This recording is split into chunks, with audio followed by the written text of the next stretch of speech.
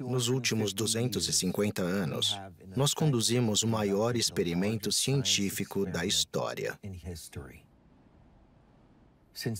Desde a Revolução Industrial, nós queimamos mais de 1 trilhão e 400 milhões de toneladas de carbono na atmosfera. Isso mudou a vida na Terra como a conhecemos, especialmente no Ártico. O derretimento da neve e do gelo do mundo desencadeou múltiplas mudanças climáticas, ameaçando a existência da vida na Terra. Mas esse futuro perturbador não precisa se concretizar. Há muito tempo temos alternativas aos combustíveis fósseis. Mas mais recentemente descobrimos como retirar o carbono da atmosfera, dando-nos uma chance de reverter o desequilíbrio climático. Se formos capazes de reverter a tempo a mudança climática, será uma conquista sem precedentes na história humana.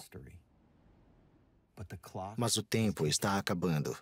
Cientistas dizem que devemos implementar essas soluções imediatamente.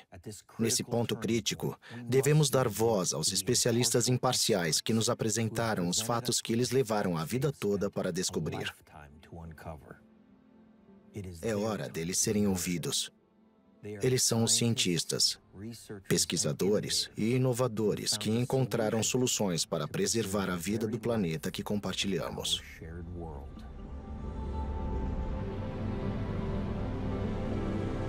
Montanhas Rochosas, Colorado.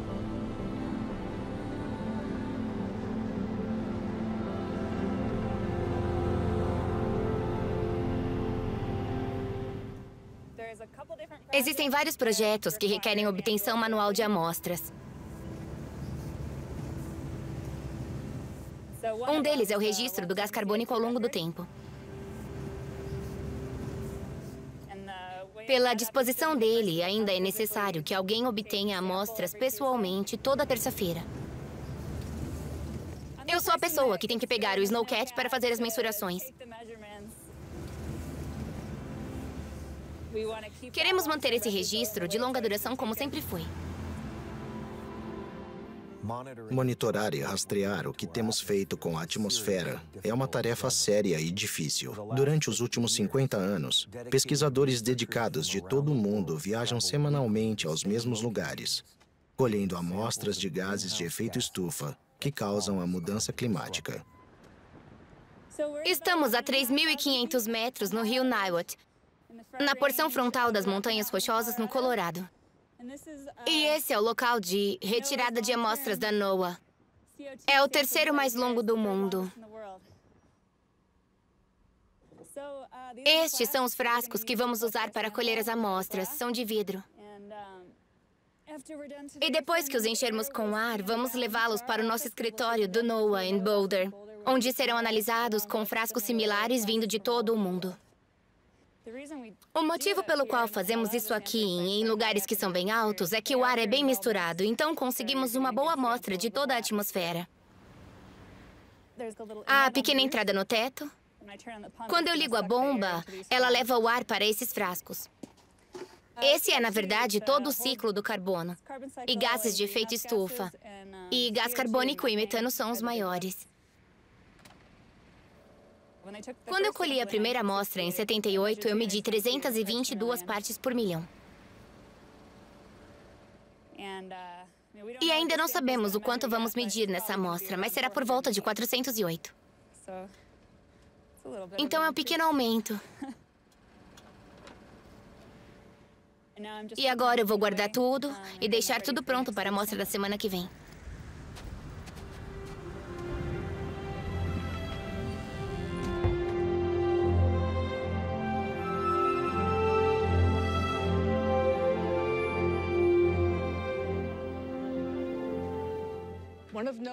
Uma das missões da NOAA, desde sua criação, foi medir dióxido de carbono na atmosfera e outros gases que afetam o ciclo do carbono. 2 amostras são coletadas toda semana em todo o planeta.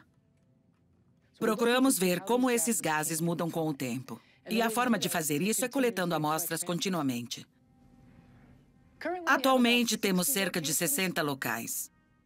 A maior parte das amostras é coletada em áreas remotas, longe de centros populacionais. Com esse conjunto de instrumentos, medimos 6 gases que afetam o ciclo do carbono. Esses gases são dióxido de carbono, metano, monóxido de carbono, hidrogênio molecular, óxido nitroso e hexafluoreto de enxofre. Esse sistema funciona 5 dias e 5 noites por semana, 24 horas por dia. O que eu estou fazendo agora é colocar as amostras de ar no manifold e começar as medições, e depois eu posso ir embora.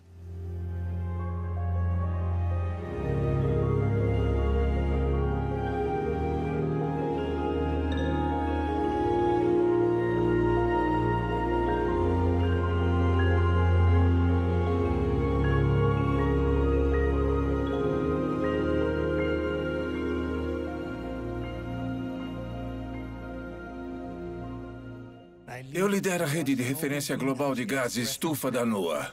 O objetivo da rede de referência global de gases estufa é disponibilizar dados totalmente calibrados, cuidadosamente controlados e documentados. Os dados ainda terão credibilidade daqui a 100 anos. E mais, então, como a mudança climática acontece agora e acontecerá no futuro por toda a Terra, haverá informação em que os cientistas poderão confiar para diagnosticarem o que aconteceu e como acontece a mudança climática e como ela funciona.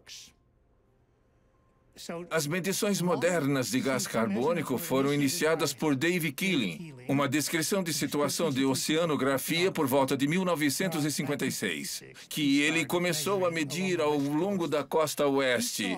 Ele viu que, no meio da tarde, onde quer que estivesse, ele sentia a mesma concentração em todo lugar. Então, ele teve a ideia de que talvez houvesse algo que se pudesse chamar de concentração de base. Ele começou medições contínuas na ilha de Mauna Loa, no Havaí, e na costa da Antártida. Na última era do gelo, no fim da glaciação, entre 20 e 11 mil anos atrás, o gás carbônico aumentou por volta de 80 partes por milhão, de 200 para 280 mais ou menos. Foi muito lento, levou 6 mil anos para o gás carbônico subir às 80 partes por milhão. 6 mil anos. Em tempos pré-industriais, então, antes de 1850, o gás carbônico estava próximo de 290 ppm. E agora, claro, vemos 2 partes por milhão por ano. Esse aumento se deve totalmente às atividades humanas. Esse pico, comparado à maior parte da história geológica, eu chamo de explosão. É algo, digamos, instantâneo na escala de tempo geológico. O carbono aumentou dramaticamente desde a Revolução Industrial. O que isso significa para todos nós? O que aprendemos é que o excesso de carbono cria o desequilíbrio climático. Ele muda os padrões climáticos e os sistemas de apoio à vida de que a sociedade depende para sobreviver. Nós sempre soubemos que havia uma toxicidade associada aos combustíveis fósseis, mas sempre pensamos que era basicamente uma toxicidade que afetaria vidas humanas ou outras formas de vida individuais. Foi só no meu tempo de vida, certamente, que se tornou assustadoramente aparente que o acúmulo de carbono na atmosfera causou seu aquecimento. Esse efeito estufa, essa toxicidade, impacta os sistemas de vida no planeta como um todo. E quando eu entendi isso, no meio dos anos 90, eu tive que começar a falar sobre isso. E tenho falado desde então.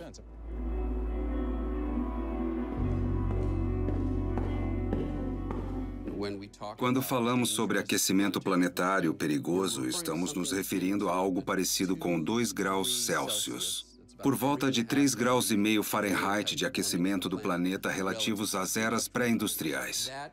É quando começamos a ver alguns dos piores e mais irreversíveis impactos da mudança climática. Derretimento substancial das camadas de gelo e o associado aumento substancial do nível do mar, secas permanentes nas latitudes médias e a lista continua.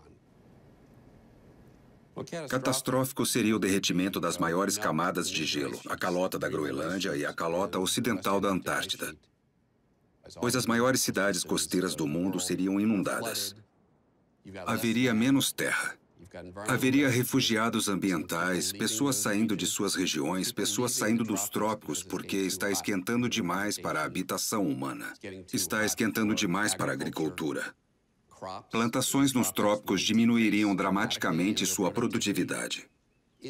Em resumo, seria um mundo com menos terra, menos comida, menos água e mais gente. E essa é a receita para um desastre de segurança nacional.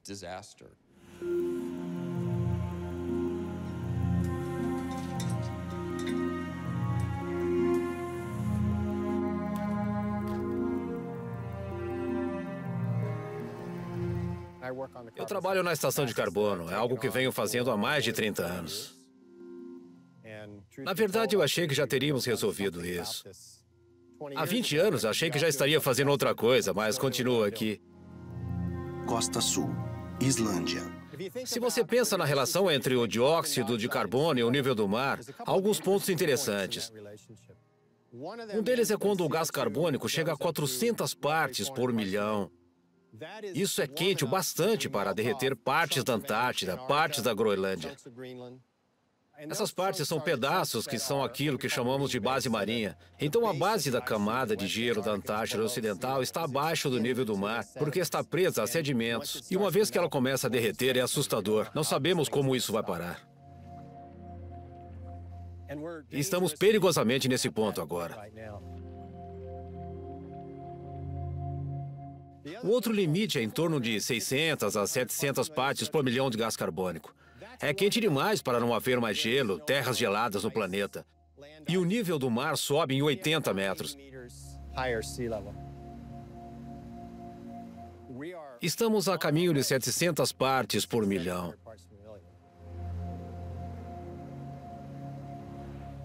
Mas eu acho que é um desses interessantes momentos, limite da nossa relação com o planeta, em que vamos levar o sistema climático a um desequilíbrio tão grande, a ponto de ameaçar o derretimento de todo o gelo da Terra.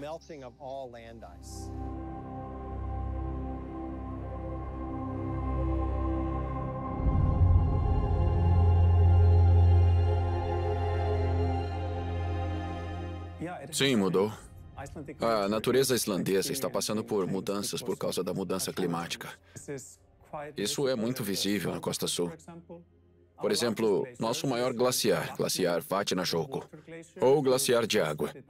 Se você traduzir diretamente, se retraiu bastante. É uma observação interessante. Todos percebem quando vão para a Costa Sul, quando dirigem sobre a ponte islandesa de quase 1 quilômetro de comprimento, que quase não tem água debaixo dela. Então você pensa, por que construir uma ponte tão grande para quase nenhuma água? Bem, essa é a mudança climática. O rio mudou seu curso por uma retração do glaciar.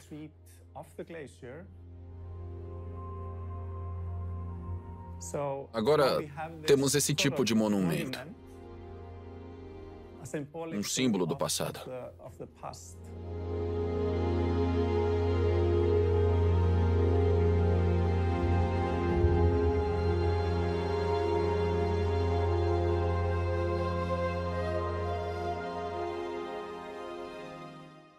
O Ártico é um lugar profundamente diferente agora. No Ártico, os impactos da mudança climática são os mais extremos. O que os cientistas estão descobrindo é que o que acontece no Ártico tem impactos importantes para o resto do planeta. Estou trabalhando com medição de gases de efeito estufa no Ártico e entendendo como os gases estão mudando ao longo do tempo. Estou preocupada com o aumento da temperatura no Ártico e o impacto que isso pode ter em todos os sistemas árticos. O que eu acho que é extremamente importante é que, com a redução do gelo que temos agora e todas as outras mudanças, podemos mudar todo o sistema climático e isso tem impacto global. Nós sabemos que as mudanças que vemos no Ártico não ficam só no Ártico.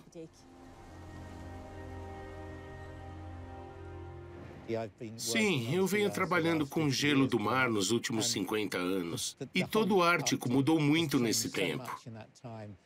Perdas de gelo, perdas não só de área de gelo, mas a perda aparente de grandes campos de gelo do passado, com grandes picos e gelo muito, muito espesso.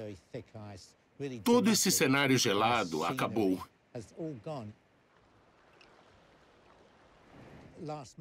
Mês passado, eu estava no Mar de Bering, em uma viagem de pesquisa numa região onde normalmente haveria muito gelo derretido, e não pudemos encontrá-lo.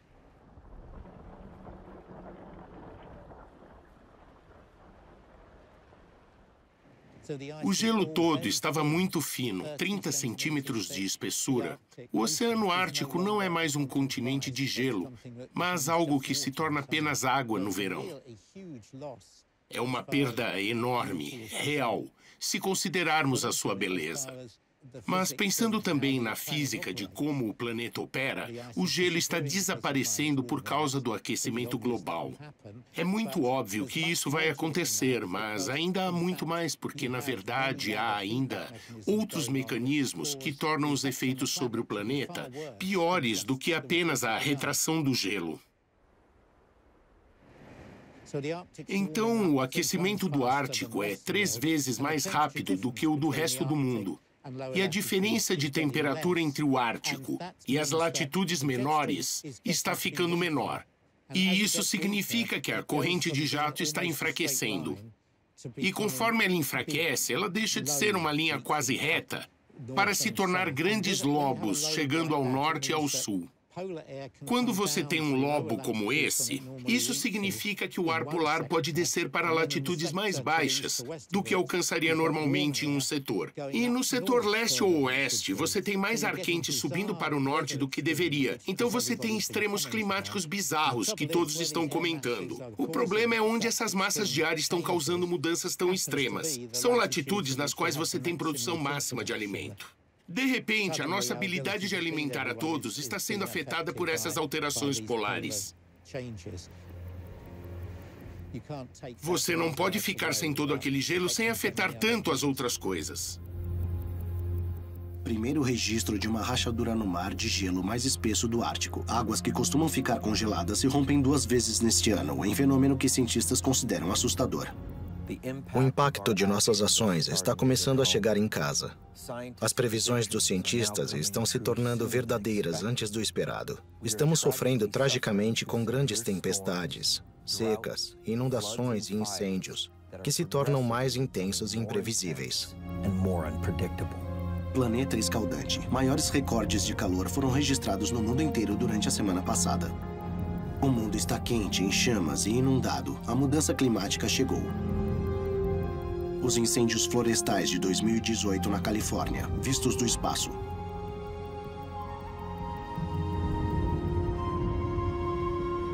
O mês mais quente já registrado na Terra. 22 países têm o julho mais quente já registrado. A única certeza dos cientistas: vai piorar. Motor 1, ok. Motor 2, ok. Caminhão 1, dirija-se à quadra 1, setor 7, Santa Rosa, Califórnia, 2017. Quadra 1, setor 763. O fogo começou quase simultaneamente em vários locais. Mais de 7.000 estruturas foram destruídas e mais de 3.000 casas, eu acho que nos primeiros dias do fogo. Talvez por volta de mais ou menos 100.000 pessoas foram evacuadas do local. É um trauma coletivo. Soava como uma zona de guerra, parecia uma zona de guerra. Quando houve um incêndio em Haley, levou um dia para chegar aqui. Queimou a mesma área, mas levou um dia. Queimou menos de 200 estruturas. Esse incêndio começou à noite. Chegou a Santa Rosa em 4 horas e meia. E não há comparação além da área atingida. A equipe de gerenciamento de incidentes da Califórnia veio ajudar.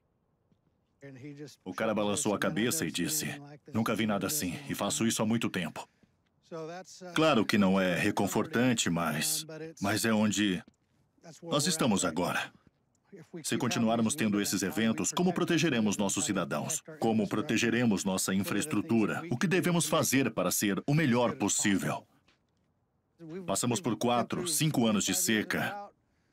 Essa seca ataca toda a vegetação, todas as árvores, e sabe-se que os ventos em Geyser Peak, em uma das estações climáticas, marcou 170 km por hora.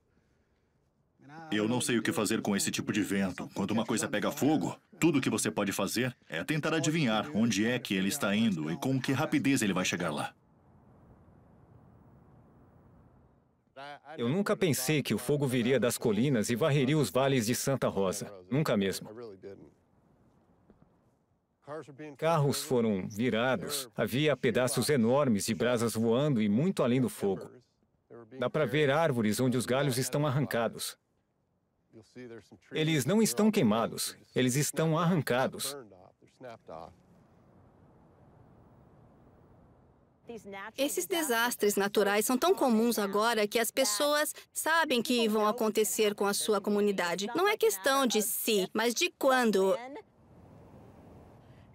É um alerta para todos de que a mudança climática está aqui e que precisamos nos planejar para ela.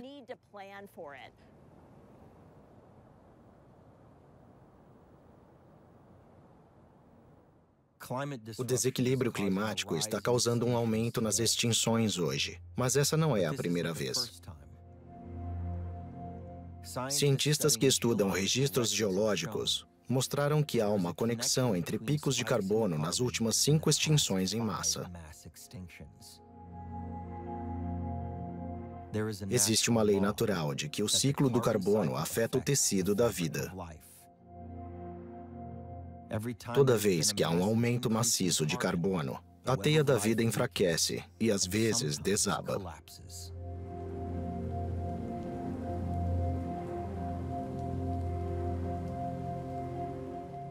Eu venho estudando a forma como o ciclo de carbono é associado com a ocorrência de extinções em massa. E se o ciclo do carbono pode passar por instabilidades associadas a elas. Então, o ciclo do carbono é onde vida e ambiente interagem. Você pode pensar nisso como um grande circuito entre a fotossíntese, que é um processo que tira dióxido de carbono da atmosfera e converte em oxigênio e matéria vegetal ou carbono orgânico. E a reação inversa do circuito, que nós chamamos de respiração, é o processo pelo qual convertemos a matéria vegetal em dióxido de carbono.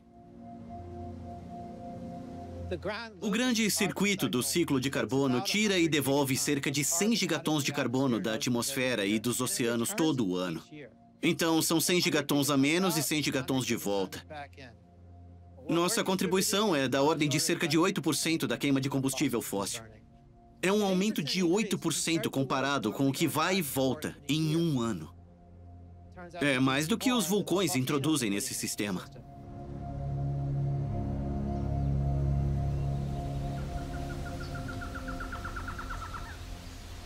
La Finca Luna Nueva, Costa Rica. O planeta está constantemente reequilibrando seus ciclos, como o ciclo da água, seu ciclo do nitrogênio e o ciclo do carbono. Você precisa pensar nisso como fluxo contínuo. E parte disso é o planeta pegar todo o carbono que estava nos dinossauros e plantas terrestres e transformar em petróleo e combustíveis fósseis.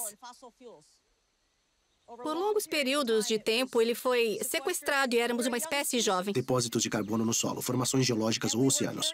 E éramos curiosos e escavamos o carbono que havia sido sequestrado pela Terra. E o queimamos sem saber que era como queimar mobília em uma casa com as janelas fechadas. Então, o que acontece é que o planeta está sofrendo com isso. Há um excesso de carbono na atmosfera. Isso está causando um desequilíbrio nas condições de vida na Terra. Como bióloga, quando eu vejo a mudança climática, sim, eu vejo os mares subindo e as calotas polares derretendo. Essas são evidências para mim. Mas quando começamos a olhar o que está acontecendo com os organismos biológicos em resposta ao aquecimento, eles já estão se movendo. Eles estão se movendo em direção aos polos para se resfriarem. Estão se movendo das montanhas mais baixas e se elevando, o que significa que o seu alcance está mudando. Às vezes, eles se movem sem seus facilitadores. Uma planta vai para o norte e seu polinizador não faz isso. Isso é chamado, em nossa fria linguagem biológica, de desequilíbrio ecológico.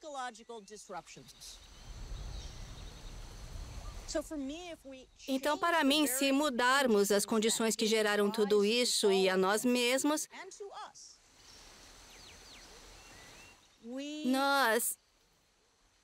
vai ser uma loucura. Quando o ciclo do carbono está instável, ele vai para uma esfera que nós não entendemos. Voltando ao tempo geológico, ocasionalmente acontecem essas explosões no ciclo do carbono, e em que as coisas mudam. Uma delas é muito conhecida, o máximo térmico do Paleoceno-Eoceno, 55 milhões de anos atrás. E outras que são muito piores, mais destrutivas, eventos catastróficos, são extinções em massa. O pior deles conhecido como extinção permiana.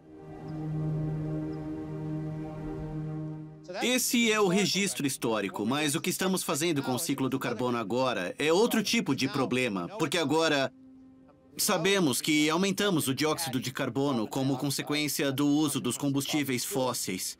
E então a questão é se esse risco produz as rupturas que vimos no passado, que poderiam criar o que eu chamaria de instabilidade no ciclo do carbono. Esta é uma em que pequenas mudanças se tornam grandes mudanças. É a definição precisa de catástrofe para os cientistas. Quando você parte para o nível individual, perder a casa para a inundação é uma catástrofe.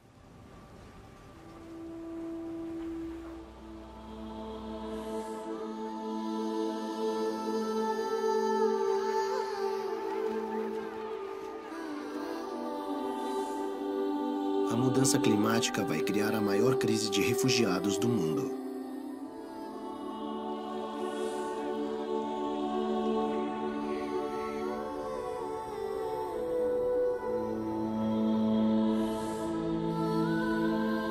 A mudança climática está se tornando uma ameaça principal à biodiversidade. Temperaturas em ascensão ameaçam animais em extinção. A mudança climática está matando corais no Grande Recife de Corais. A mudança climática está matando estas árvores antigas, mas essa é só uma parte da história.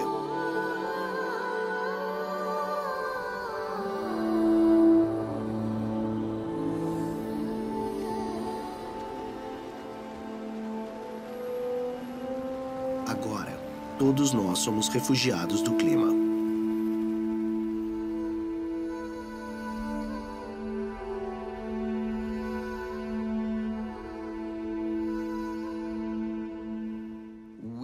Ainda podemos evitar aquele limite perigoso de 2 graus, mas se você faz as contas, a cada ano que passa com relativa inatividade, fica mais difícil limitar nossas emissões de carbono e ficar abaixo dos 2 graus Celsius de aquecimento.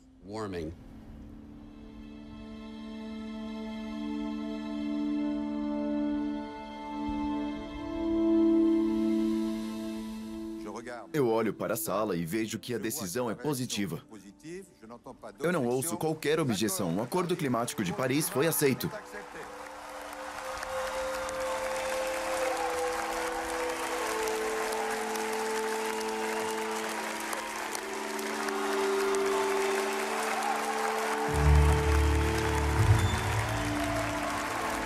Líderes mundiais saúdam o Acordo Climático de Paris como um grande salto para a humanidade.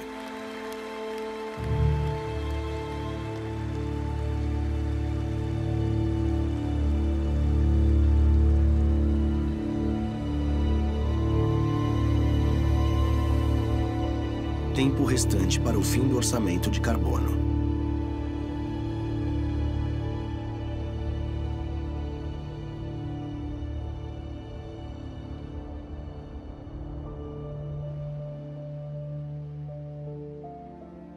Nós sabemos que jogamos carbono demais na atmosfera.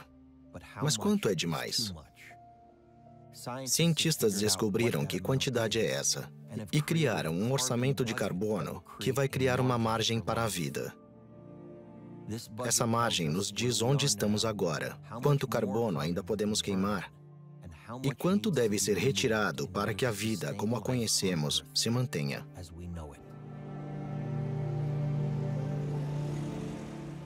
Eu diria que o maior desafio é, de fato, uma mudança climática perigosa.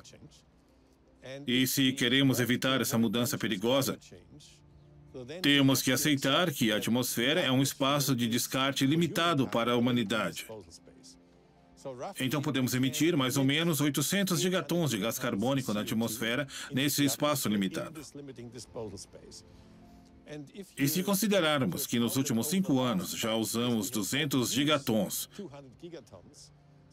então isso significa que nas próximas 2 décadas teremos acabado com o espaço disponível. Então, em Paris, era muito importante que todo o mundo e todos os líderes mundiais concordassem em limitar o aumento de temperatura para bem abaixo dos 2 graus. É o tipo de linha de salvaguarda e é muito importante que mais de uma centena de nações fiquem abaixo dela. Então, imagine o volume que está nessa bola. É como um símbolo para o gás carbônico que ainda está no chão, em termos de carvão ou em forma de gás e petróleo. Essa é a quantidade de carbono. Se queremos limitar a temperatura a 2 graus globalmente, podemos emitir apenas essa pequena quantidade de carbono na atmosfera. E para ver que ainda temos muito carbono ainda armazenado no solo que podemos emitir na atmosfera quando queremos limitar a temperatura a 2 graus. Então a questão é, como isso pode se ajustar? E agora, pelos próximos 20 anos, é um prazo muito importante para transformar nossas economias e desvincular crescimento econômico do aumento da emissão. E no meio do século, precisamos de 0 emissões. E depois de 2050, precisamos de emissões negativas. O relógio do carbono está informando as pessoas onde estamos. Qual é o caminho para esgotarmos o espaço disponível da atmosfera? E esse é um desafio enorme para a humanidade.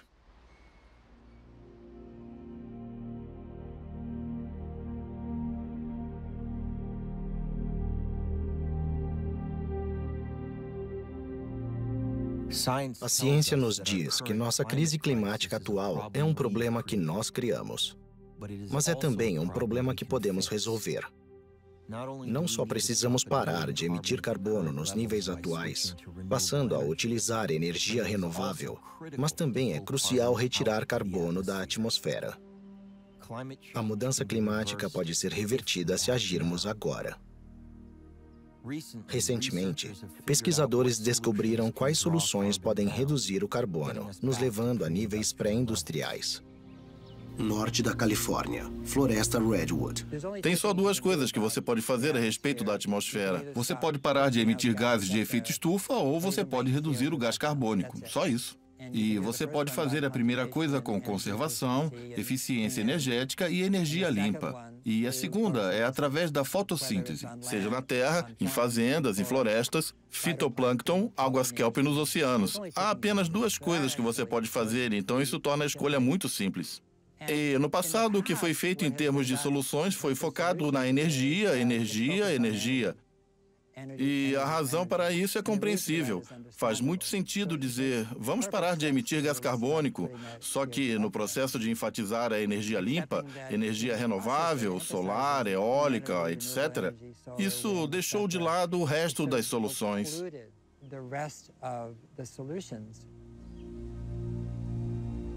Drawdown, reverter a mudança climática retirando o carbono que já emitimos da atmosfera, reduzindo nossas emissões de carbono de modo geral. A proposta de Drawdown era ver se as 80 soluções que modelamos poderiam chegar ao ponto em que pudéssemos reverter o aquecimento global em 30 anos, indo da redução à reversão. A virada da curva do carbono, o que o Drawdown mostra, é que temos escolhas. E que se aumentarmos o ritmo ou a escala de alguma das soluções, podemos ver a redução total em 2050.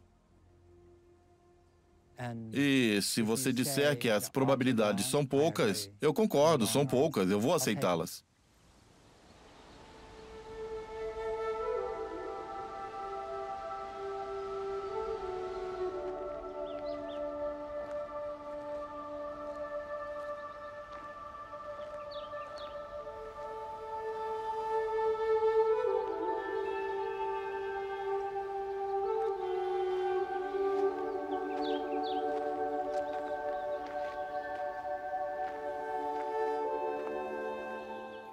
Meu nome é Linwood Gill. Eu sou o chefe florestal da companhia You Saw Redwood Forest. A You Saw Redwood Forest é uma floresta comunitária. É propriedade de uma entidade não lucrativa, a Fundação Redwood Forest. É uma área de 20 mil hectares dedicada a gerenciar a floresta a longo prazo para a estabilidade econômica da comunidade, assim como para restaurar o habitat da floresta, restaurar o habitat dos peixes e também sequestrar o carbono. O sequestro do carbono é uma parte importante do combate à mudança climática. E essa é a parte principal da nossa operação agora. A You Saw Redwood Forest é uma floresta de sequoias muito jovem. As sequoias absorvem mais carbono do que qualquer outro tipo de floresta do planeta. A sequoia armazena carbono absorvendo o dióxido de carbono do ar em suas agulhas e o armazenamento em seus frutos, no caule ou nas raízes e nos galhos. Até onde eu sei, este é um dos maiores projetos de carbono no país. Sim.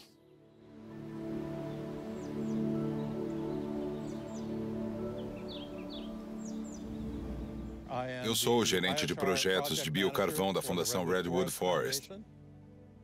Somos uma espécie de tempestade perfeita aqui na Califórnia, onde temos mais de 100 milhões de árvores mortas na Sierra. E precisamos fazer algo a respeito. Nós temos o chamado besouro do pinheiro ocidental, que sobrevive se alimentando do pinus ponderosa e outras árvores. E esses besouros estiveram por aqui por milhares de anos e viveram em harmonia e equilíbrio com as árvores. Mas, infelizmente, devido à mudança climática e à longa seca, milhões de árvores estão muito fracas e têm dificuldade de se defender do besouro. O biocarvão pode ser uma das formas de lidarmos com o dano causado pelo besouro nas árvores mortas ou morrendo nas sierras. Biocarvão é essencialmente a forma do carvão adequada para uso na agricultura e para ajudar a produzir solos mais saudáveis. Quando você piroliza a biomassa das árvores, cerca de metade do carbono que está naquela biomassa pode ser armazenada como carvão residual.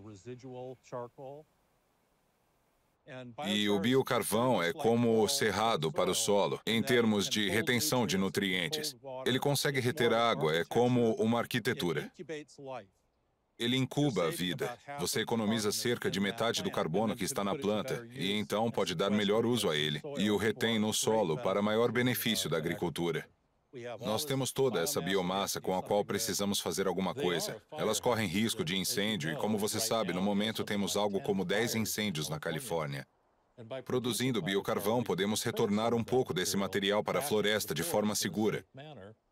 Ou podemos retirar um pouco do biocarvão e levar para o Vale Central, que precisa desesperadamente de regiões aquíferas.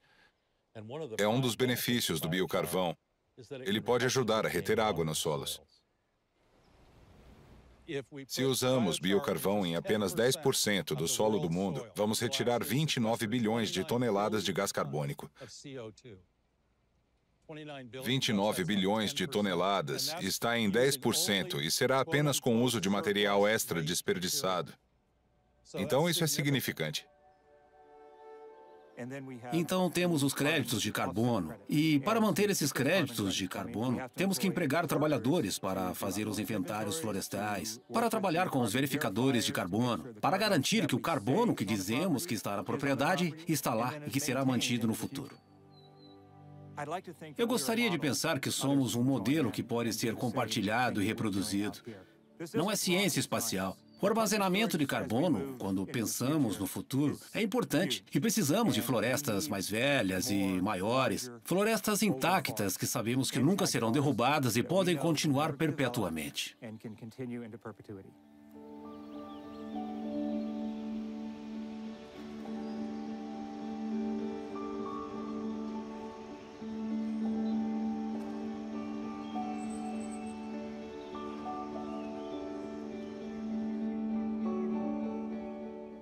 Meu nome é Kate Scal e eu sou professora de recursos de terra, ar e água na Universidade de Davis, Califórnia.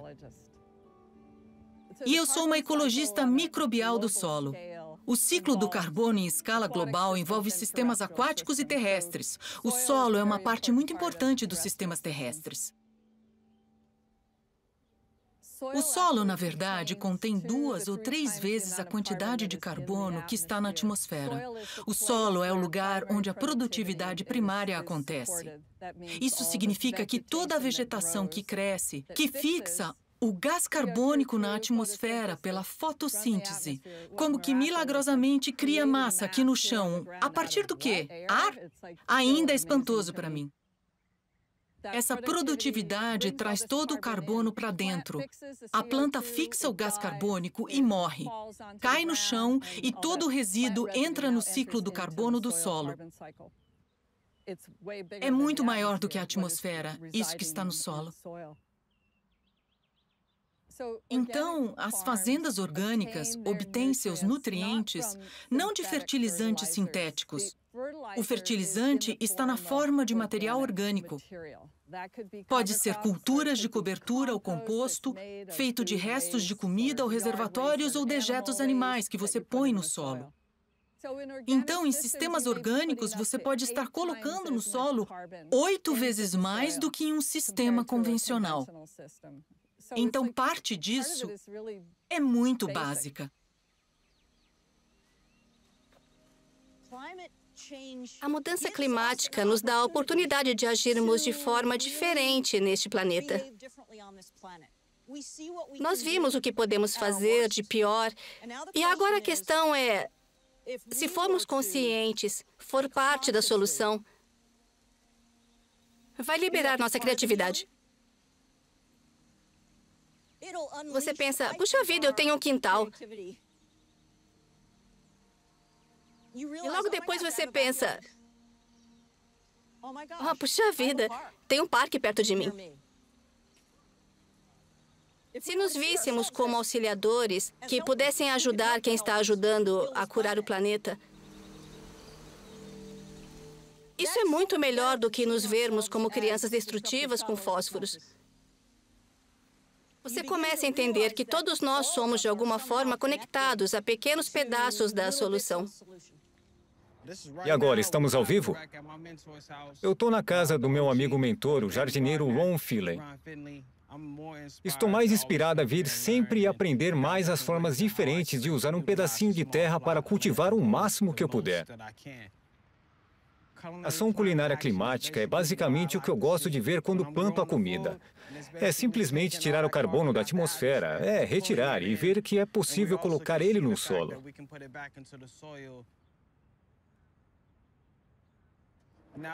E, ao mesmo tempo, criar empregos verdes e lidar com coisas como diabetes, obesidade na minha comunidade de onde eu vim. Sabe, tem muitos terrenos, muito acesso à cidade, tem muita água disponível, muita. É uma bela reação de causa e efeito. A gente literalmente tira todo o veneno tóxico que emite na atmosfera, e o melhor jeito de transformar isso é plantando comida. Põe no telhado, põe na janela. Mas a gente sente o calor aumentando. Sabe, ser um agricultor é ser um futurista. Não existe mentalidade apocalíptica. Você tem que plantar água e pensar que vai colher o que plantou. Então essa é a conversa que eu gosto de ouvir, sabe? Quando se fala sobre transformação do clima, não vai acontecer do dia para a noite. A gente precisa começar. A hora é essa.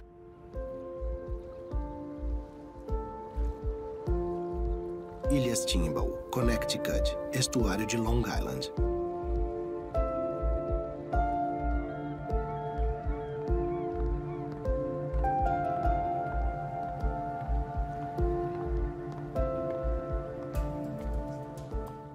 Meu nome é Brent Smith e eu sou proprietário da fazenda oceânica Timbal Island. E estamos aqui nas Ilhas Timbal, no estuário de Long Island. Eu nasci e fui criado em Terra Nova, no Canadá. Larguei ensino médio e pesquei pelo mundo inteiro. Pesquei em Gloucester, na Terra Nova, e depois eu fiquei no mar de Bering por muitos anos. E era o auge da pesca industrializada. Estávamos acabando com ecossistemas inteiros com nossas redes, procurando mais longe cada vez menos peixes no mar. Era completamente não sustentável. Na verdade, muitos dos peixes que eu pescava iam para o McDonald's, para os sanduíches.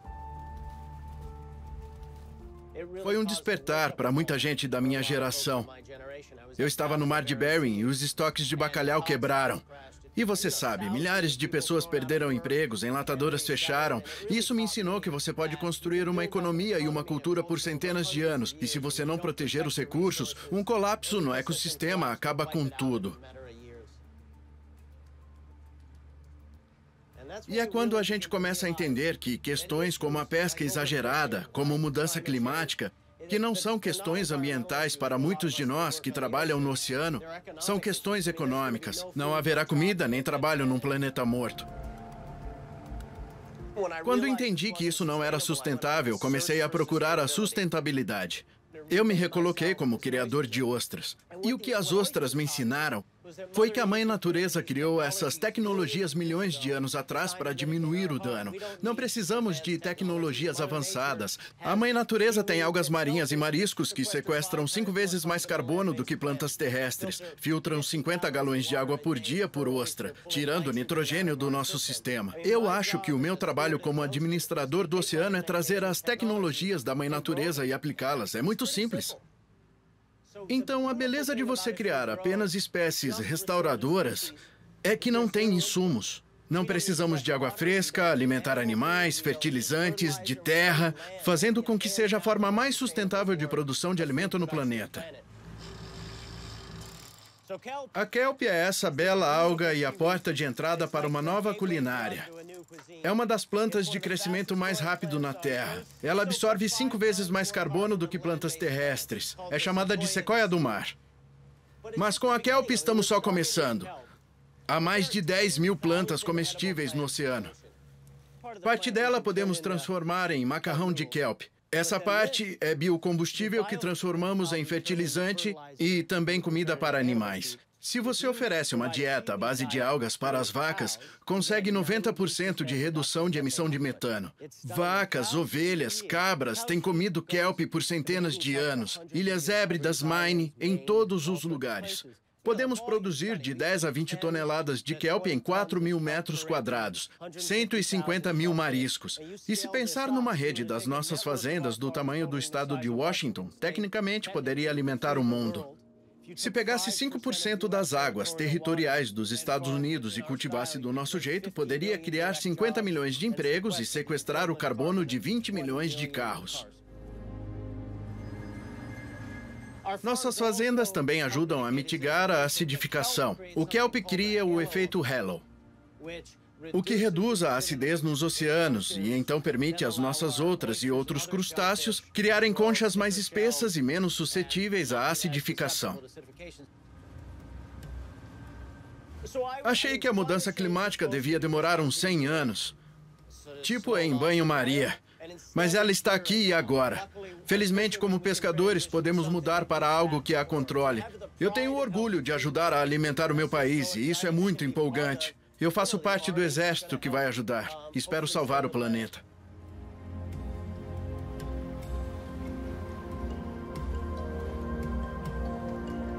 Opatija, Croácia.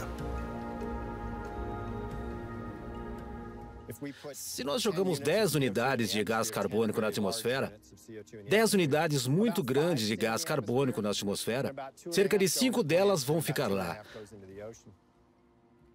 E cerca de 2,5 vão para a planta, cerca de 2,5 vão para o oceano. Então temos um oceano ácido. E como você lida com isso? A natureza lida com isso produzindo mais conchas, o que é a ideia de neve marinha. Pequenas criaturas crescem na água, elas produzem conchas de carbonato de cálcio e as conchas caem. O problema nisso é que o planeta gosta de operar em escala de milhões de anos. E nós não. Então, a questão é, dá para acelerar esse processo?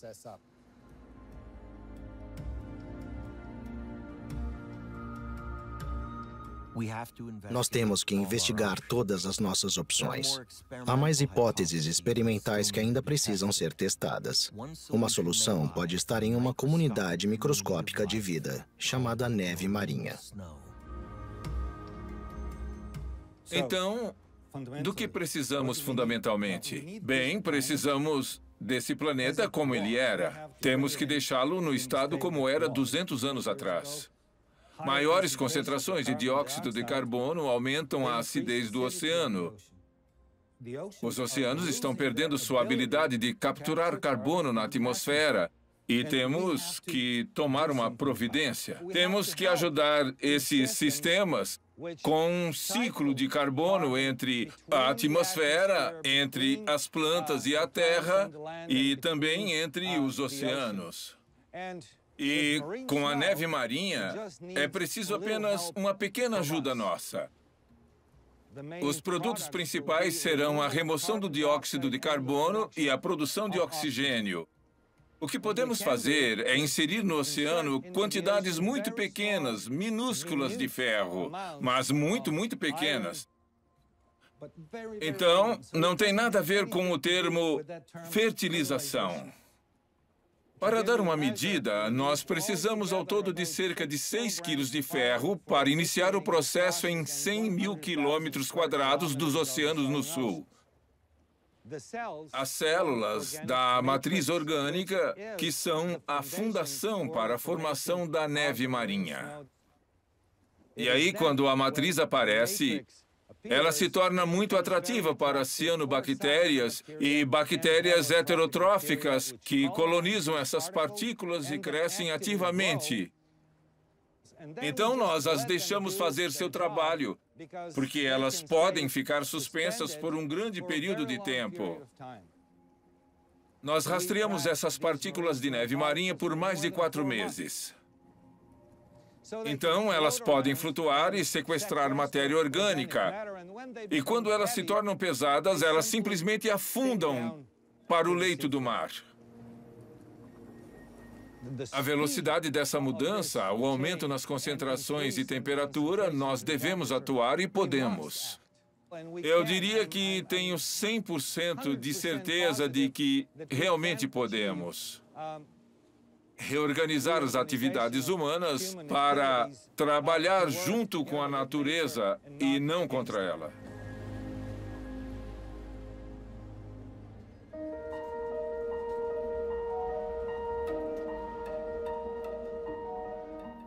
A ciência provou há muito tempo que já temos tecnologias que funcionam e que elas já estão sendo implementadas. É apenas uma questão de vontade política e escala. Precisamos de múltiplas soluções avançando simultaneamente. Para resolver essa crise, é crucial que mudemos para a energia 100% renovável agora. Das 5 soluções principais, a segunda era a energia eólica, e isso não foi surpresa. Turbinas eólicas em terra. Ilhas Orkney, Escócia. A energia eólica em terra ser muito maior do que a energia solar foi uma surpresa para nós.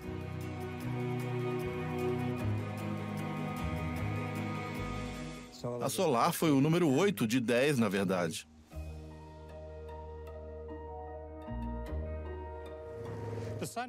O Sol é o maior recurso que temos. Todos os outros recursos são menores se comparados com o Sol. Sabemos disso há muito tempo. Nós só nunca entendemos como aproveitá-lo economicamente. É isso que é diferente agora. A energia solar está em um estágio que já diminuímos o combustível fóssil. A energia solar existe faz tempo. Carter, nos anos 80, já havia instalado energia solar na Casa Branca. E Reagan depois a retirou. E apenas em 2001, quando a Alemanha começou a utilizar a energia solar em larga escala, começamos a ter o benefício da economia de escala. Por fim, será possível abastecer redes elétricas inteiras, com energia solar e eólica. E tudo o que precisamos é vento e armazenamento, e sol e armazenamento. Então, se você quer abastecer os Estados Unidos inteiro com energia fotovoltaica, vamos precisar de cerca de 50 quilômetros quadrados de área. Isso nos daria o suficiente para abastecer todas as redes elétricas em cada estado do país. Mount Signal é um projeto que abastece cerca de 70 mil lares em San Diego. Na segunda fase, a energia vai ser levada ao sul da Califórnia. O preço da eletricidade que produzimos em Mount Signal já é inferior do que a do combustível fóssil. É também um preço que oferece a certeza do preço para as concessionárias. O preço está estável pelos próximos 25 anos. Não é algo que você obtém de outra fonte de energia fóssil. Nós já integramos muita energia solar na Califórnia. 10 anos atrás, as pessoas diriam que não era possível. Bem, aqui estamos. A energia solar já cobre mais de 25% da Califórnia. O preço ao consumidor não sofreu aumento. Estamos vivos e tudo funciona. E nós conseguimos reduzir carbono desta forma.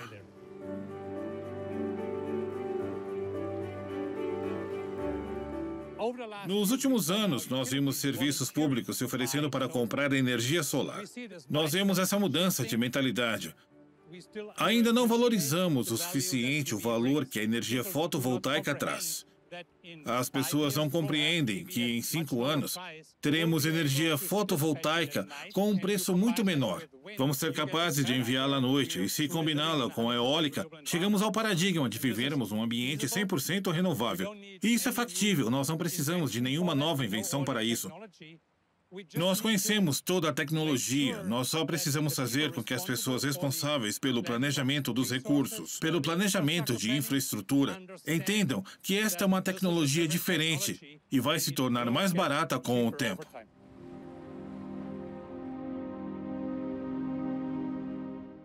O carvão está voltando. O carvão limpo está voltando 100%. Meu governo está acabando com a guerra ao carvão. E teremos carvão limpo. Carvão realmente limpo. A energia limpa emprega mais pessoas do que combustíveis fósseis em quase todos os estados dos Estados Unidos. A maior companhia de carvão do mundo fecha 37 minas à medida em que o preço da energia solar despenca. A energia solar quebra o próprio recorde de energia mais barata de todos os tempos em qualquer lugar e de qualquer tecnologia. Às vezes é difícil comunicar ciência para o público. Agora você tem esse desafio e adiciona a ele um esforço concentrado dos interesses dos combustíveis fósseis e os grupos de frente que eles financiam para poluir o discurso sobre a mudança climática. Para confundir o público, confundir quem faz as políticas. Nós precisamos transformar nosso setor de energia e mudar da energia fóssil para a energia renovável. Bem, isso é muito inconveniente para os poderosos interesses dos combustíveis fósseis que têm milhões de dólares investidos em nosso vício contínuo em combustíveis. E eles lutaram com unhas e dentes para manter esse vício, em parte atacando a ciência, ligando a mudança climática a esse comportamento, a queima de combustíveis fósseis.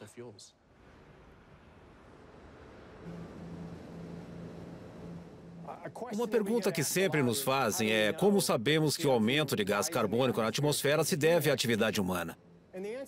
E a resposta é que deixamos pegadas em toda a atmosfera. E uma das pegadas que deixamos na atmosfera é o que chamamos de gás carbono 14, ou carbono radioativo.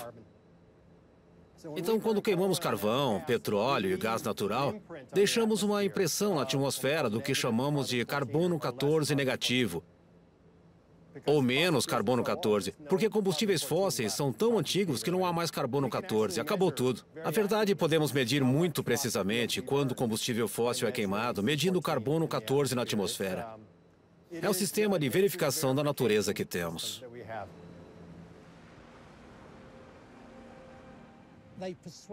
Eles persuadiram gente suficiente e plantaram dúvida suficiente para tornar mais difícil fazer algo sobre mudança climática do que no passado. E isso é realmente deprimente.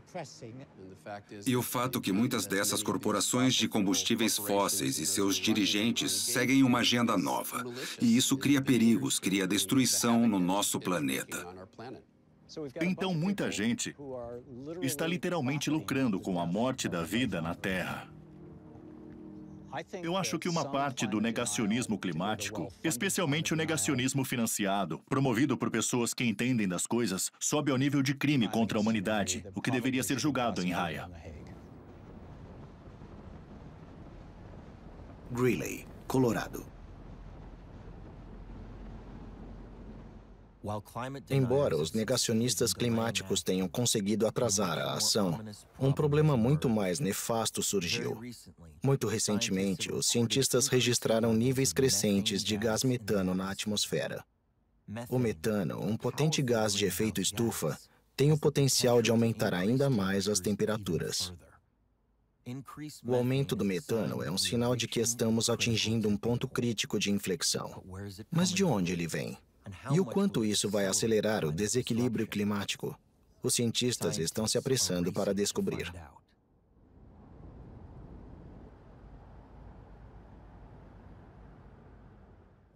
Bom, estamos em frente ao laboratório móvel da Universidade de Wyoming. Temos vários instrumentos aqui dentro que medem o que existe no ar que estamos respirando agora, analisando isso em tempo real. E assim nós podemos buscar fontes de emissão e gases e entender onde as fontes de poluição estão localizadas e quais são as atividades que estão elevando o metano.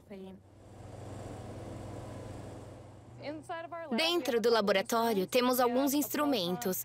Temos o espectrômetro de reação de transferência protônica de massa, para medir orgânicos voláteis, como benzeno e tolueno. E também temos um eletroscópio de cavidade ressonante, para medir as concentrações de metano. Podemos ver os dados desses instrumentos em tempo real, graças a uma entrada que temos no mastro acima da van, que suga o ar e alimenta os instrumentos. Bom, descobrimos, com um mapeamento aéreo e rodoviário, que temos mais fontes de metano em áreas onde extraímos o gás do que esperávamos. E para realmente identificar onde há vazamentos de metano, você precisa estar muito perto das fontes. E o laboratório móvel nos dá a flexibilidade para identificar onde estão os maiores vazamentos. A empresa perfurou um mega canteiro com 22 poços no meio de uma instalação urbana remodelada no lado oeste de Greeley. Este é um canteiro que tinha muita contenção, dado seu tamanho e localização. E a comunidade local, pelo que eu soube, não é muito bem informada sobre o que está acontecendo na obra. Tem uma parede de areia enorme em torno da operação. E o Estado talvez não esteja fazendo o seu melhor para facilitar a comunicação. Vimos operações acontecendo com muita queima. Parece um volume grande de gás. A cor amarela da chama mostra que não é combustão completa. Então, vamos continuar fazendo essas incursões para entender essas fontes, mas também para identificar ao que a população local pode ser exposta. Algumas regiões produtoras de petróleo e gás têm uma concentração tão alta de metano na atmosfera acima delas que são visíveis do espaço. E isso foi descrito há alguns anos atrás na região de Four Corners. Essa é a chave para agirmos como detetives e mapearmos onde vemos as maiores fontes de emissões.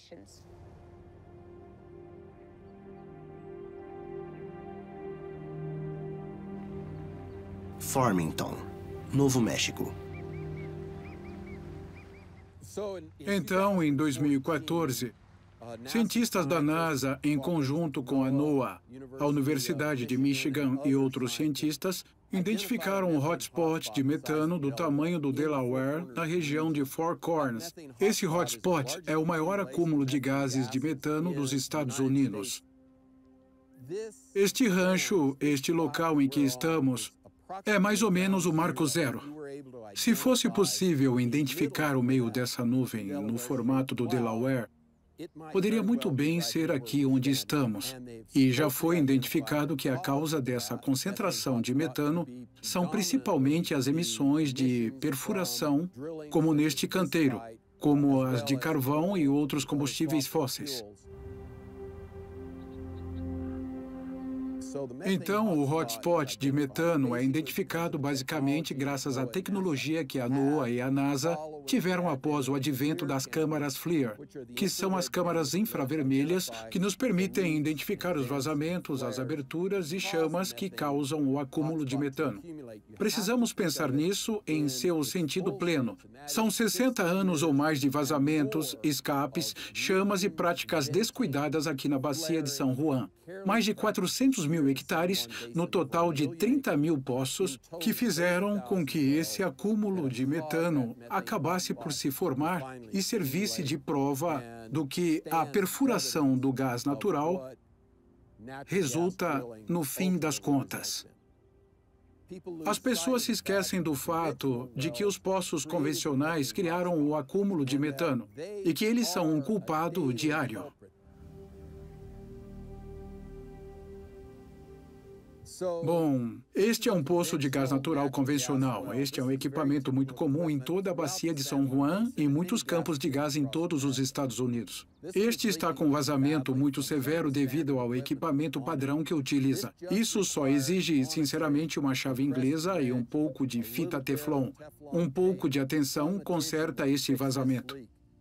Se eu tivesse um só desejo, seria o de trazer um investidor de petróleo e gás para cá e ficar com eles onde estou. Deixá-los ver esse vazamento, deixá-los ver isso 18 mil vezes na bacia de São Juan e fazê-los parar de obstruir uma lei federal que seja aplicada para proteger minha família, para proteger os contribuintes do Novo México e para oferecer proteção federal justa e igualitária nos estados do Oeste. Vamos tirar esses caras da sala de reuniões, trazê-los para esse canteiro, deixá-los ver o vazamento que pode ser corrigido com facilidade. E quando eu descobri que o administrador da EPA, Scott Pruitt, sabia que os dados confirmavam que vazamentos de metano e os produtos químicos que os acompanham faz mal a crianças, muito mais do que faz a mim, fiquei indignado que ele tentasse, de novo, cancelar as proteções federais para nós. Sabe, se alguém viesse à minha fazenda com o objetivo declarado de prejudicar os meus filhos, teria de ser sob o meu cadáver.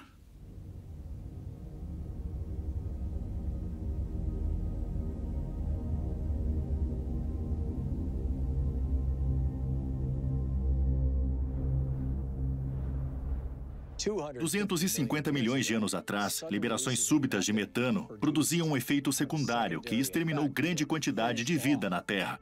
E um dos debates agora é se o metano que está enterrado no Ártico, se o metano que existe em permafrost, nos mares do mundo inteiro, com que rapidez ele vai ser mobilizado. E quão destrutiva essa mobilização será. A liberação desse metano antigo pode levar a um aquecimento adicional exponencial. Será que esse metano vai criar um cenário apocalíptico? Essa é uma pergunta que os cientistas tentam desesperadamente responder. Eu sou o diretor do Centro de Hidratos de Gás, Meio Ambiente e Clima. Temos uma equipe de 50 a 60 cientistas trabalhando na compreensão do impacto do metano no sistema climático global. Esse metano é armazenado no fundo do Oceano Ártico em enormes reservatórios, em locais que às vezes conhecemos, mas muitas vezes não sabemos muito a respeito deles.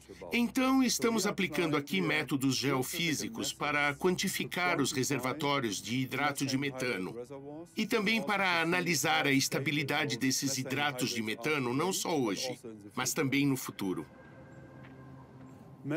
O metano é um dos gases de efeito estufa mais agressivos. O metano tem, infelizmente, uma vida mais curta. A Terra tem um sistema natural para regular a entrada de metano do oceano na atmosfera. E este sistema está funcionando de forma bastante eficiente. Mas esse sistema também está mudando, porque o sistema de correntes oceânicas está mudando, a temperatura do oceano está mudando, a química do oceano está mudando.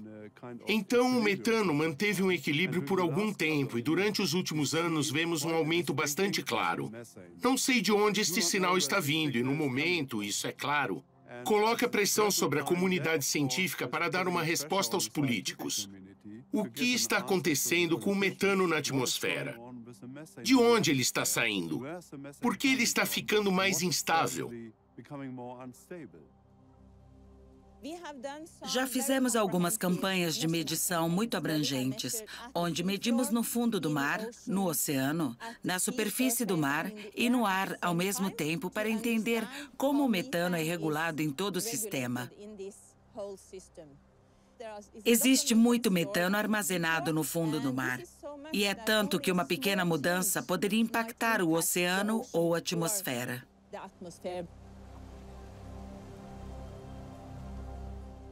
O equilíbrio aqui precisa de muito mais foco, muito mais observações e da combinação de atmosfera, oceano, clima, diferentes tipos de competências.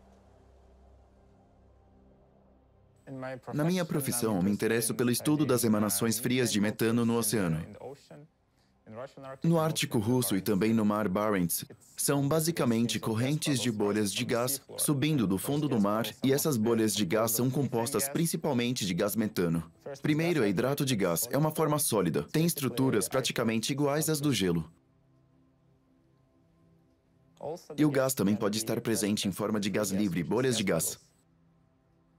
As plumas de bolhas de metano podem variar em algumas áreas do Ártico. Encontramos emanações de gás de até 900 metros. E a profundidade da água nestas áreas é um pouco mais de 1.200 metros. Em áreas mais rasas, muitas vezes encontramos emanações que quase chegam à superfície do mar. O Mar da Sibéria Oriental é definitivamente uma área preocupante para quem estuda metano, especialmente porque é muito raso lá. Então, essas bolhas de metano têm um potencial real de atingir a superfície do mar. Em algumas áreas, encontramos plumas de metano que estão quase chegando à superfície do mar.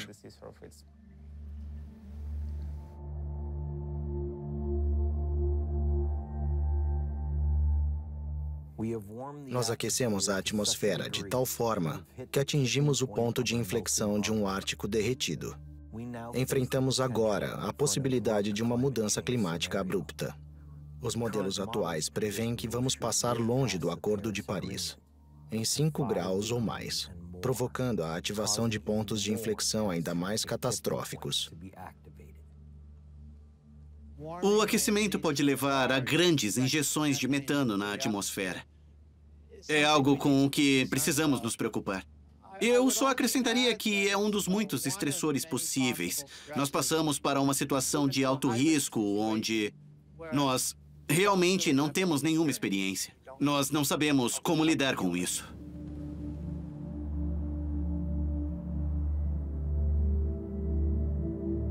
Permafrost. Solo permanentemente congelado que contém CO2 e metano sequestrados. O permafrost no Ártico. O permafrost e metano, de modo geral, são uma grande preocupação, e eu acho que isso é uma coisa que talvez tenhamos que prestar mais atenção no metano em geral em relação à questão climática. E minhas preocupações são de que existem grandes reservatórios de metano no mundo, em particular no Ártico. Existe o risco de irmos além do ponto de inflexão, onde será difícil de voltar atrás e reverter o problema.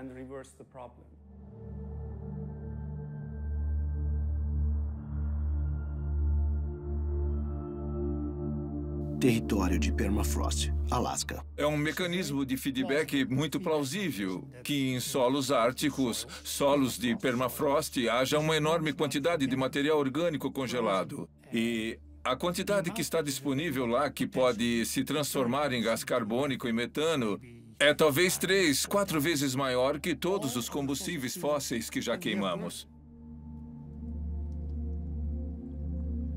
Gás metano escapando de lago congelado, 35 mil anos de idade. Se tirarmos todo esse material do congelamento profundo, muito provavelmente teremos grandes emissões de gás carbônico e metano em uma escala enorme, sobre a qual não temos controle.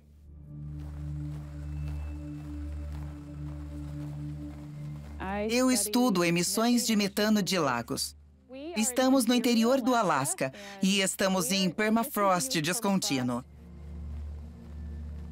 Isso que estamos vendo é metano microbiano. Esse metano, borbulhando aqui atrás de mim, são restos de plantas e animais mortos presos no permafrost por dezenas e milhares de anos.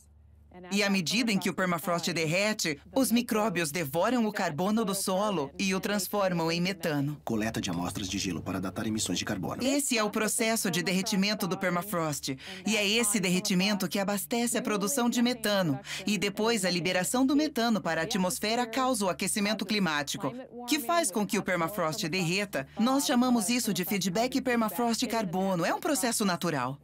E a nossa preocupação, porém, é que, como o aquecimento climático está mais rápido do que nos últimos 10 mil anos, esse permafrost vai reagir, derretendo muito mais rápido e liberando o gás metano ainda mais depressa. Agora, sempre que vou a um novo lago, eu tento acender esses balões de gás, porque é uma concentração muito elevada de metano, é altamente inflamável. O teste de chama dá positivo quando eles contêm metano. Então, é uma cromatografia rápida de gás no lago para nos dizer se temos um lago de metano ou se estamos lidando com um outro tipo de lago. Muitos lagos novos estão se formando que não estavam aqui há 30 ou 60 anos atrás. E esses lagos têm 10, 100, 1000 vezes mais metano do que o resto dos lagos. Eles são um retrato do tipo de emissões de metano que devemos esperar ver nos próximos 10 a 50 anos. Quando o permafrost se aquecer e derreter, e esse ciclo de feedback ganhar força e se acelerar. Agora, é o metano? É o permafrost? É o carbono orgânico dissolvido no oceano e subitamente remobilizado? Essas coisas são todas correlacionadas.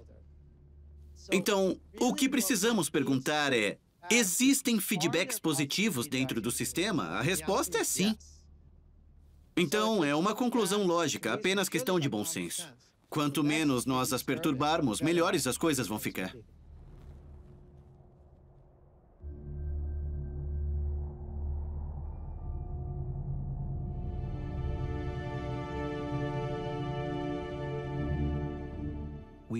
Nós temos soluções disponíveis, mas a pergunta permanece.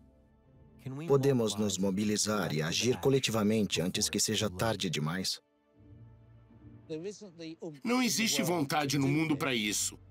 Fala-se do Acordo de Paris, como devemos reduzir nossas emissões de carbono e evitar que a temperatura suba até certo nível.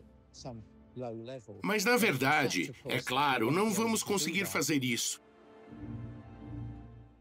A tecnologia capaz de nos salvar é alguma coisa que tire o gás carbônico da atmosfera. Então, deveria ser óbvio que o maior esforço em pesquisa que o homem deveria se dedicar seria para detectar métodos de captura que funcionassem. Se fizermos isso, podemos salvar o mundo, então por que não fazemos?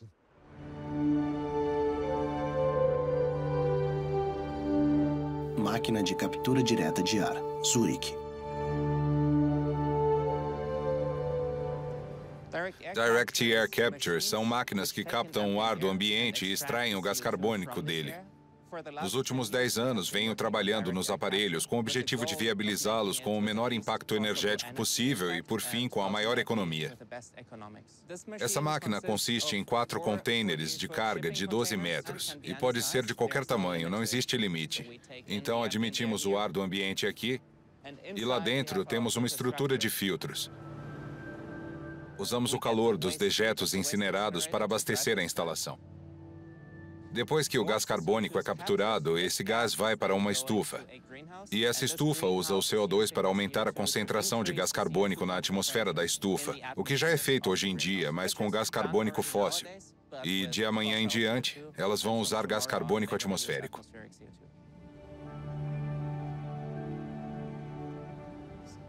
Essa instalação nos permitirá fechar um ciclo de carbono.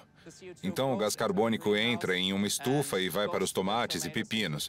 E depois que os comemos, o gás carbônico volta para a atmosfera. Mas como recapturamos o gás carbônico da atmosfera, é um ciclo fechado. Então, essa pode ser a peça que faltava para fechar um ciclo global de carbono no setor de energia ou de transporte. Então, além de usar gás carbônico numa estufa como essa, podemos obter gás carbônico, água e energia renovável. Podemos produzir combustíveis, como combustível de avião. Para capturar 1% das emissões globais de gás carbônico, precisaríamos de umas 300 mil dessas instalações atrás de mim, o que é um número alto. Mas se você compará-lo a infraestruturas que já existem, é uma escala que a humanidade dá conta. Então, com certeza, é um objetivo atingível. Usina geotérmica de Hellishead, Islândia.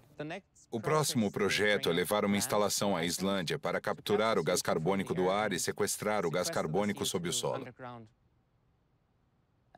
E em 2 horas você literalmente transforma gás carbônico em uma pedra, que o armazena permanentemente de forma segura.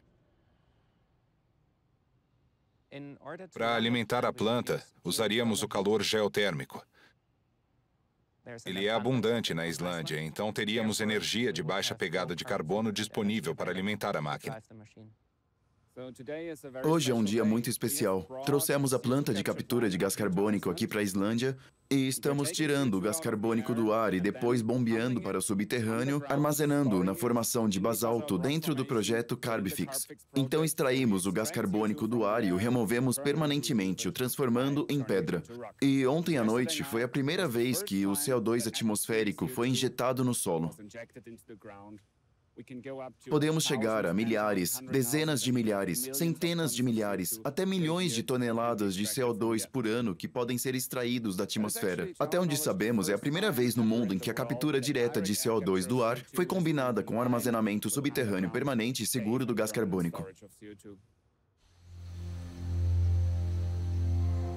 Sim, é uma nova relação com o carbono. Por que não podemos dar um jeito de transformá-lo em ingrediente para alguma coisa? Não podemos colocá-lo nos nossos plásticos ou materiais de construção? Ou, com a ajuda da química do dióxido de carbono, transformá-lo em coisas de que precisamos no dia a dia?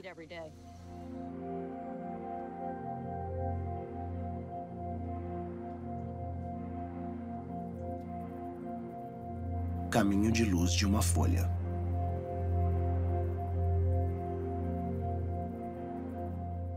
Meu nome é Daniel Nocera, professor da Patterson Rockwood Energy na Universidade de Harvard.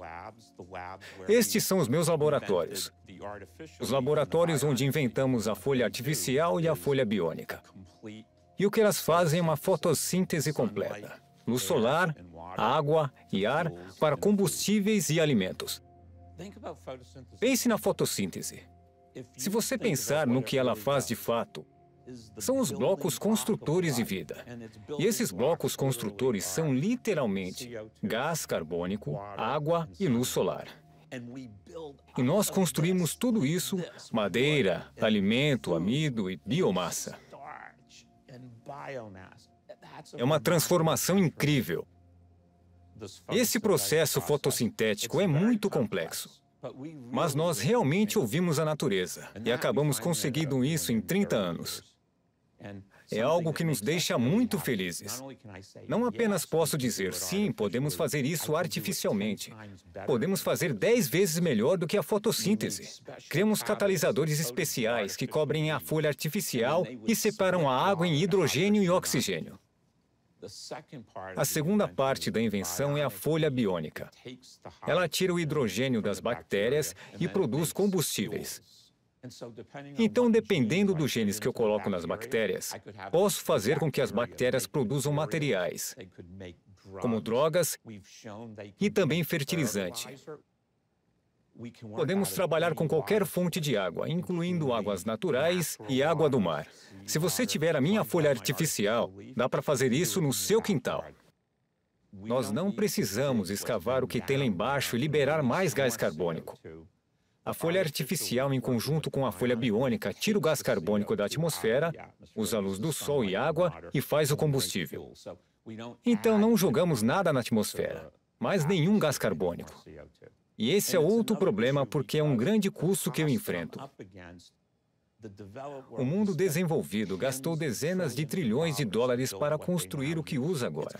É meio difícil abrir mão de um investimento de trilhões de dólares pelo qual você pagou. E é isso do que se trata. Portanto, precisamos de políticas de boas parcerias. E que o público os informe que tem opções e que esse mundo diferente é possível.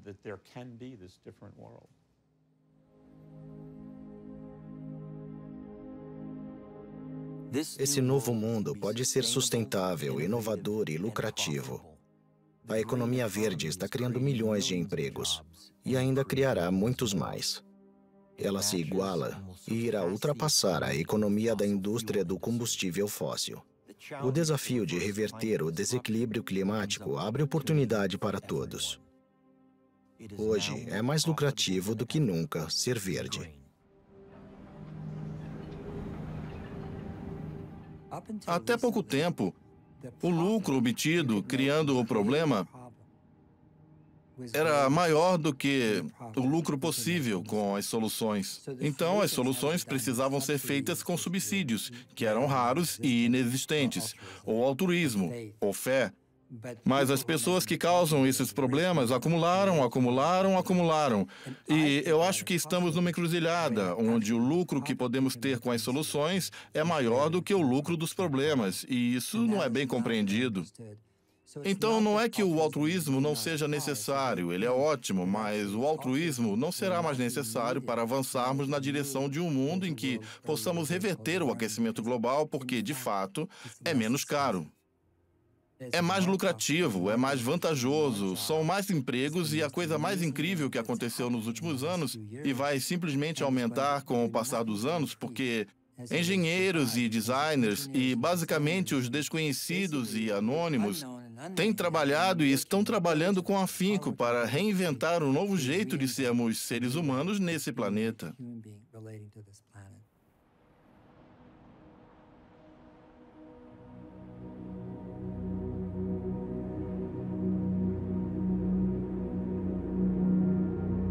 Ilhas Orkney, Escócia.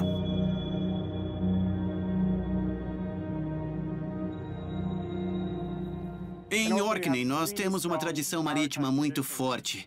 E desde os anos 70, a indústria de gás e petróleo em Aberdeen tem sido um grande contribuinte para a economia local, oferecendo dezenas de milhares de empregos. Mas nos últimos anos temos visto uma grande queda na indústria de gás e petróleo e no preço do petróleo. Mas temos muito pessoal qualificado em operações offshore na região. E eles estão encontrando novos empregos em energia renovável offshore em empresas como a nossa.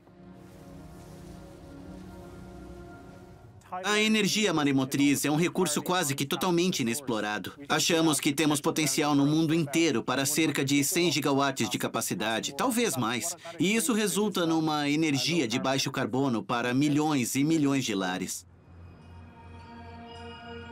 O que temos aqui é o gerador flutuante de energia maremotriz mais potente do mundo. Temos duas plataformas onde os dois rotores são montados.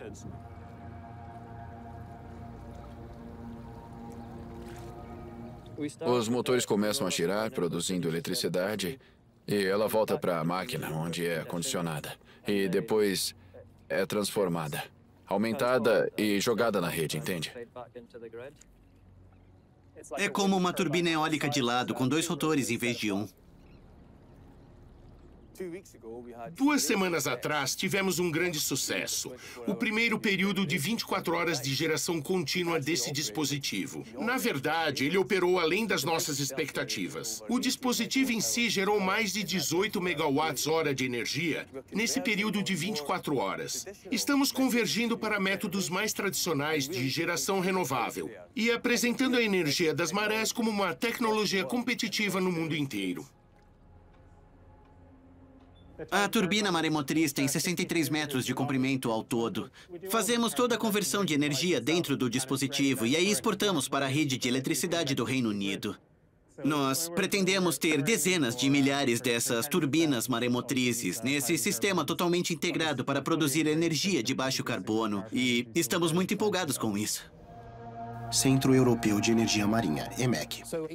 O EMEC montou um laboratório de teste, porque sabemos que existe uma quantidade enorme de energia nos oceanos no mundo inteiro, e estamos tentando aproveitá-la. Então percebemos que uma das coisas mais importantes era ter um centro de teste que nos permitisse descobrir como fazer isso adequadamente. Então o que temos é um local onde temos cabos no mar que permitem que os desenvolvedores dessas máquinas as conectem aos nossos cabos e à eletricidade. Então ela é levada para a Terra. E então é jogada na rede nacional. Isso é real. Isso é produzir eletricidade com a água do mar. Nesse momento, temos um dispositivo chamado Pinguim, e é de uma empresa chamada Wello. E a máquina deles é um pêndulo dentro de um barco. E conforme o barco se mexe, esse pêndulo se move horizontalmente, e isso gera eletricidade. O mar é implacável e realmente danifica o equipamento. Então, fazer um equipamento confiável, robusto, eficiente, economicamente viável, tudo isso são coisas que estamos tentando fazer. Mas a coisa mais inteligente é que nós fizemos essa alquimia. Nós transformamos a água do mar em eletricidade. E isso é grandioso, porque as pessoas se preocuparam durante anos se isso era possível. E nós mostramos que é.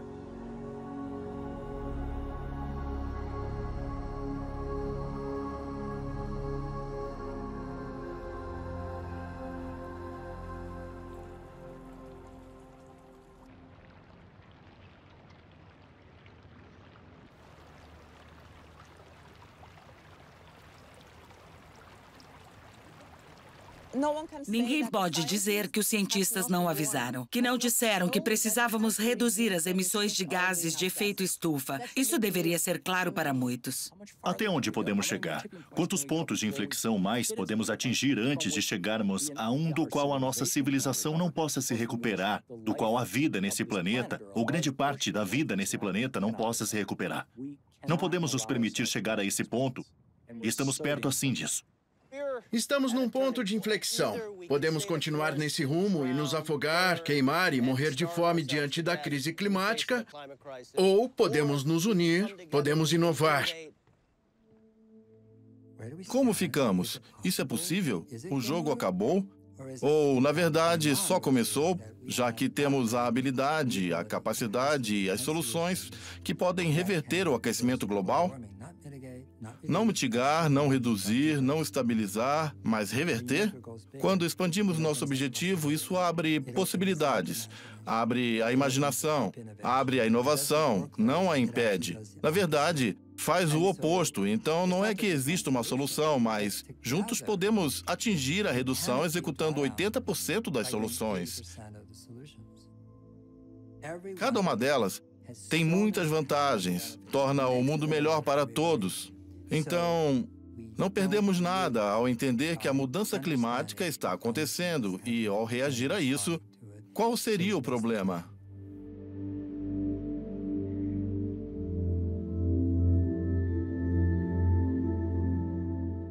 Nós somos a primeira geração a ver o avanço do desequilíbrio climático e a última a ter uma chance de corrigi-lo. Apesar de todas as provas, estamos queimando combustíveis fósseis num ritmo cada vez maior. Nós ouvimos os cientistas que nos disseram a verdade, baseada em pesquisas reais. Está na hora de encerrar o atraso, de ouvir e de implementar as soluções disponíveis. O tempo está acabando. O gelo está derretendo. Medidas decisivas precisam ser tomadas agora. Não existe opção. Esse momento está dentro do nosso alcance. Vamos agarrá-lo. Cabe a nós, a cada um de nós, salvar este extraordinário planeta azul para as gerações futuras.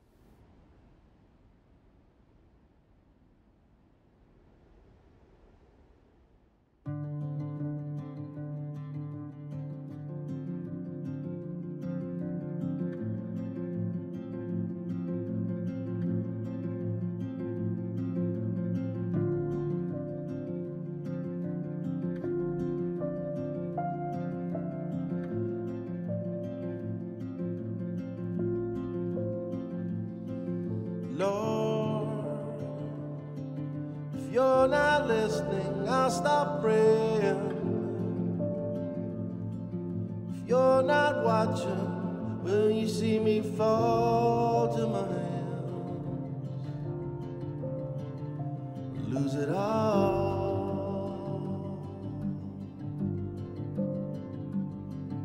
Lord, if I can't see it, I can't feel it. If I can't feel it, it's not happening. Love is light, but ice keeps burning. Love and hope are just a fall from your hand. Can you hear us calling again?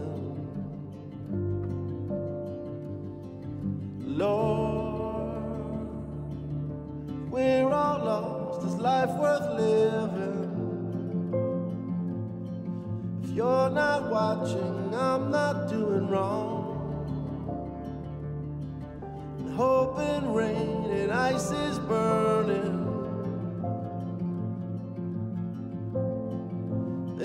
see us turn on a friend?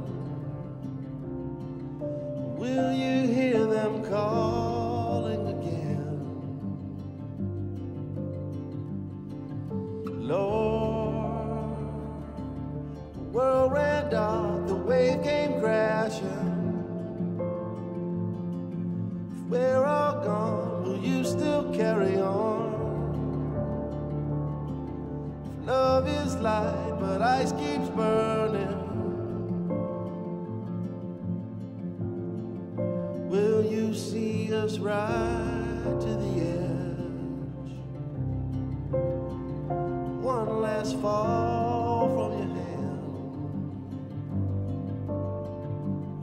dear Lord. If you don't want me, I'm not staying. Love is light, light keeps burning in. Let me know if I'm worth saving. We're almost gone, so if we fall again, will you carry on? If we're falling in, will you catch us up?